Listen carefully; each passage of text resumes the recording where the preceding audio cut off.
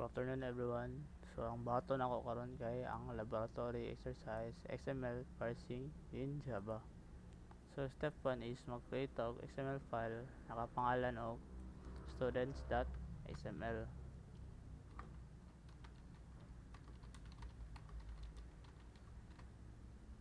Then copy paste lang nato ang code. Then save. So kay XML na ko naman to sa gamit ani. So sa step 2 is ang button no kay parsing XML using Java, which is in DOM known as document object model parser. So we will use Java's DOM parser to read and extract from data. So mag-create po tag another file na nakapangalan og parse.xml.java.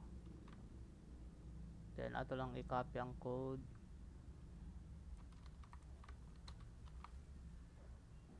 So ang ginabuhat din sa DOM is yahang kanon og ang XML into a tree structure, which is kini kod murag naka tree siya ba. So ang student mo sa ang students mo yang subchild is kini student, then kini student yang child class is kining id name course email na tags. Then ang ginabuhat pa aning DOM is another is it allows modifying XML content. So unya makita nato unsaon pag modify sa content sa atong XML. Then step 3 kay running the Java program. So save the file as parse XML, open a terminal or command prompt. So pwede na ito siya diri i-run compiler run. So kaya sa atong icon gamiton.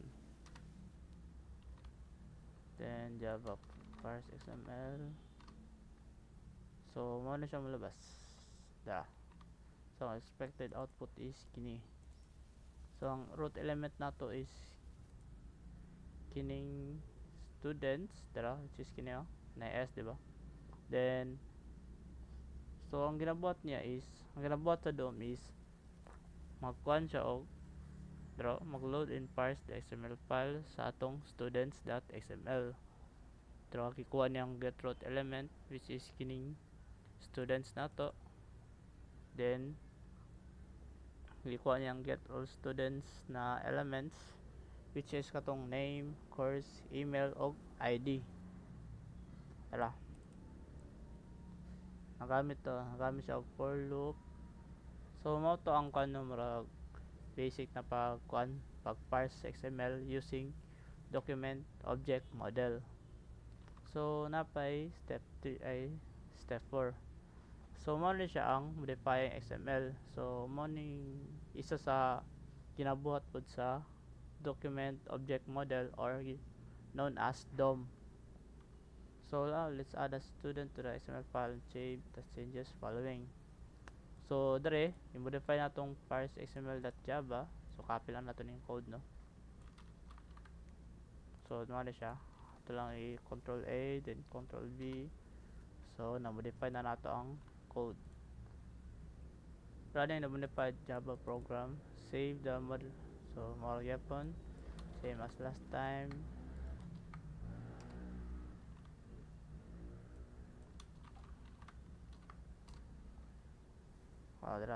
New student added and saved to students updated XML.